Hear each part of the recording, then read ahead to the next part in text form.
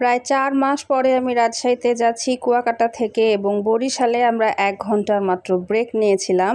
আর এই দেখো ওইদিনকার ওয়েদারটা খুবই সুন্দর ছিল। আর বরিশালে ১ ঘন্টার ব্রেকে প্রথমে আমরা লাঞ্চ করতে চলে গিয়েছিলাম আমাদের প্রিয় চুইঝাল রেস্টুরেন্টে, আর এরপরে গিয়েছিলাম টিয়ামোতে আমার ফেভারিট মিট বক্স খেতে। আর এটা হচ্ছে রাজশাহীতে আসার পরের দিন সকালবেলা ব্রেকফাস্ট। আম্মু রান্না করেছিল খুবই মজার পায়া বা নেহারি, এটাকে আমরা নেহারি বলি। সাথে ছিল আটার রুটি, লাল আটার রুটি। এটা হচ্ছে আমাদের বাড়ির খুবই ট্র্যাডিশনাল একটা ব্রেকফাস্ট, এটা আমাদের খুবই পছন্দ। আর এই দেখো আমরা ব্রেকফাস্ট করতে একদম বসে গিয়েছি, মজা মজা করে আমরা ব্রেকফাস্ট করেছি, খুবই এনজয় করেছি। অনেক দিন যাবৎ নেহারি খাওয়ার ক্রেভিংস হচ্ছিল, ফাইনালি এটা ফুলফিল হয়েছে, and so that I was so happy. আর এরপরে বিকালবেলাতে চলে গিয়েছিলাম শপিং করতে, আর আমার আড়ংয়ে বেশ কিছু এসেনশিয়াল জিনিসপত্র কেনাকাটা করা ছিল।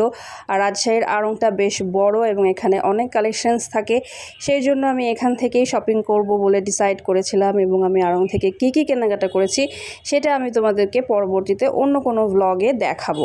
তো এই ছিল আমার আজকের ভ্লগ, কেমন লাগলো জানাতে কিন্তু ভুলবা না। ভালো থেকো সবাই, টাটা।